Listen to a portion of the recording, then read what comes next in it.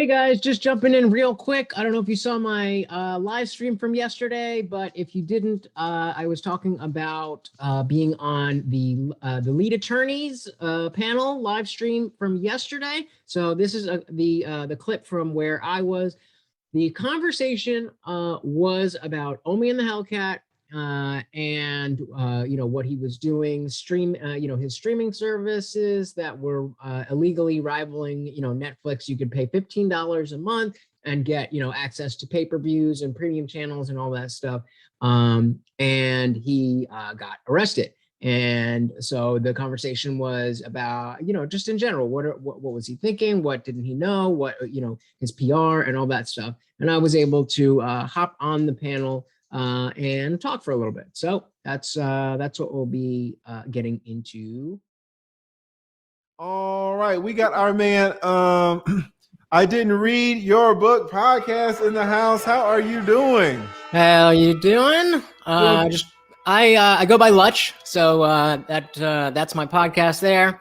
I talk to authors whose books I haven't read, so it's a good way to get introduced. Want to say real quick that I love your channel, love what you're doing, giving a voice to the people. It's great. Thank you so much. You said Lutz or Lush? Lutch, always coming in clutch. Lutch coming in clutch. How's my volume? That. Oh, it's perfect. It sounds absolutely fantastic. Yeah. All right, Lutch, did you know about this case before this stream today? Did you know about Omi and the Hellcat? He's a big YouTuber. Had you heard anything about him? I hadn't heard anything about him. I hadn't either, actually. And I was trying to catch up with the replay. I had to go to work before. It just sounds like a typical case of somebody with new money, fast money, and not having the right people around them to take care of it properly. I don't know specifically if it was new money, but just that type of case. A couple other people mentioned about keeping up the lifestyle, and once you get that going, it's really stupid to the IRS is always going to get you. They're always going to get you, as we've been saying, but it's almost sympathetic when you can see how people get caught up in the lifestyle. Yeah. Do you think he's going to go to jail? I mean, again, like a lot of other people have been saying, if he can shut up, then he might have a better chance at, wiggling, creating some wiggle room. But it doesn't seem like it looks good. Again, I don't know too many of the details, but they like to make an example out of people like this when they've got notoriety, just to deter other people. So I don't know. It's not looking too good. Yeah. Do you know about cars? Have you ever ridden in a Hellcat before? I wish I have. I know a little bit. I know what a Hellcat is. I've seen them. I've never driven in one, but I definitely understand one of those too. They look pretty powerful. Apparently, he had a few of them. He had a few of everything. To be honest, he had a few of everything. Right? Genie Bus says, "Oh yeah, he's absolutely going to jail." Right? I wanted to ask. Sorry, go ahead. No, go ahead. I wanted to ask you because, again, just jumping through a little bit of the replay. This sounds very similar to something that a lot of people I know personally were getting caught up in with the PPP loans that were being given out last year. And there was a whole bunch of people taking these loans and just spending it, and now a bunch of people are getting arrested. And I'm just curious if you're familiar with this, and again, that's why it seems like people just having access to that instant gratification, that money, and people I know, they would just take loans for businesses they didn't have and spend it on cars and stuff like that, and of course now they got no way to pay it back, and of course the government's going to want it back. Exactly. That was pretty big down here in Atlanta. A lot of people, they were PPP loan rings, right? And a lot of people were part of these rings, these crime rings, getting people to sign up for these loans, saying that they were doing hair out of their house. They were hairdressers and barbers and all this and all that. And JT, Pocket Watcher, when JT, he just left, but he has covered this extensively. So I don't really know too much about this, more than the here and there parts of the videos that I've caught with JT. So if anybody wants to know more about the PPP loan fraud, he is all over this, because The PPP loan fraud is a fraud against the IRS, and Lord knows that JT's an accountant, so he has hit that up. But yeah, that also is another scam that is easily traceable, and people can absolutely go to jail because of that, because you can't really say you didn't do it when they've got all the paperwork saying that you did, right? So I mean, that's a really great connection. That's a really great connection that you're making right there. Yeah, and speaking of JT, I just missed him. I wanted to say he's always got great info. So JT, if you're watching this on the replay, thank you for everything you do as well. But he made a good point about, you know, the lifestyle and it being his thing. You know, you were saying about him live streaming the arrest. You know, that's the real and bringing it back to what JT said about how this is who he is now. If that's, again, I'm not too familiar with Omi himself. But if that's the case, it sounds like reminds me of like, what was that rapper? Tekashi 6ix9ine, who was, you know, just doing all this wild and crazy stuff. And it's just like, dude, what are you doing? But at the same time, it's like, well, we know what you're doing and we're all here for it because none of us are going to do it. It's crazy. And so we just want to, you know, see what you're doing. So I definitely think, you know, from what I understand of the situation, it sounds like there's definitely an aspect of keeping up not only his own lifestyle for himself, but outwardly and how people see him. Yeah, no, I hear you. It's we'll see how it all shakes out, but it looks like it might be hard for him to avoid at least a little bit of jail time. And having said that, you know, it sounds when he talks that he's prepared for it. He said, listen, you know, I'm gonna do a couple years. Hopefully it's just, you know, 2 and everything's gonna be fine, right? So it's not like he's thinking about fleeing another country. But he also said, listen, don't come at me with 17 years. I can't do 17 years now. Come on. Yeah, but, I think if they do, if you know, again, if he doesn't make things worse for himself and he is, you know, compliant and everything, he could probably get away with something not too bad. And you know, he's not that old. He'll come out and have a life.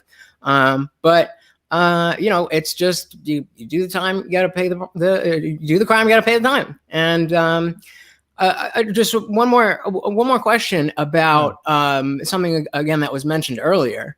You know, the last person was saying how I kind of lost them, but they were saying how he's doing all this great stuff and everything. You know, offering and matching HBO and Netflix and all that stuff.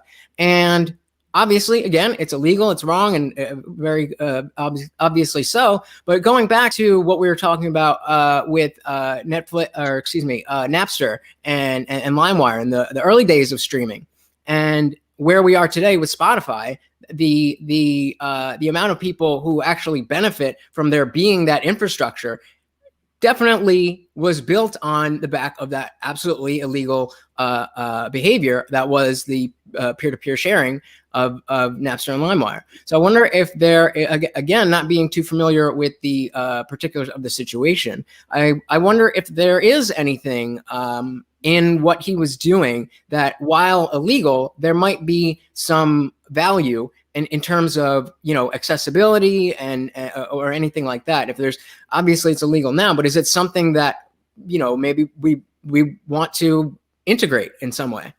Yeah, I think for the consumers, absolutely. All the consumers want it, right? The question is, do the companies want it?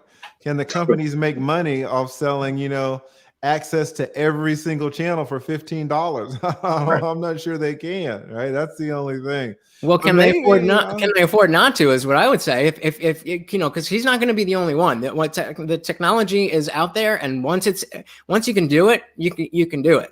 And so he's not going to be the only one. There's going to be other people popping up doing it. And as time goes on, it's going to be easier and easier. More people are going to be able to do it. So it's going to become a whack-a-mole thing. And then people just won't. I mean, I haven't had cable in I don't know, more than 5 years, 6, 7 years. Right. And I'm not missing anything. And let's just say that's all I'll say about that.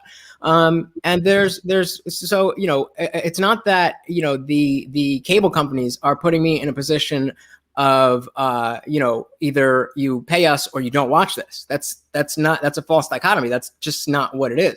And so with what Omi was doing, if that creates another avenue, it has to be dealt with. And again, I guess that that is what Netflix originally was, but now we're in a space where there's Netflix and Hulu and HBO and there's we're back to it being more expensive to have all of the channels than to just pay for cable. Yeah. So I wonder if this is something that is going to spur a lot of change in the way we consume content. Yeah, we're going to see. The way that it is now, it's certainly possible because Omi did it, but it's illegal, right? So we're going to see if there's a way to do it where it's possible and legal, right? So I hear your point. Guys. Perry Unlikely said, lead, your boy got disconnected. I've been backstage for a while before it happened. I just dropped the link. This link is only for Perry Unlikely because we are in the final countdown. All right. Yeah. Thank you. No problem. Thank you so much for coming up. I didn't read your book podcast. Can you just shout your channel out one more time?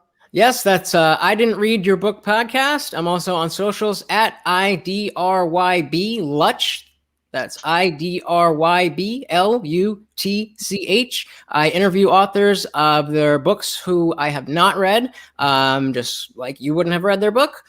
So we have a conversation about, the themes and all the other stuff around that, and give them an opportunity to share their work and highlight them, give them a chance to stand out, and also, give us as myself and listeners a chance to get a sneak peek at what the book is, more than just reading the back of the book. So any authors, please hit me up.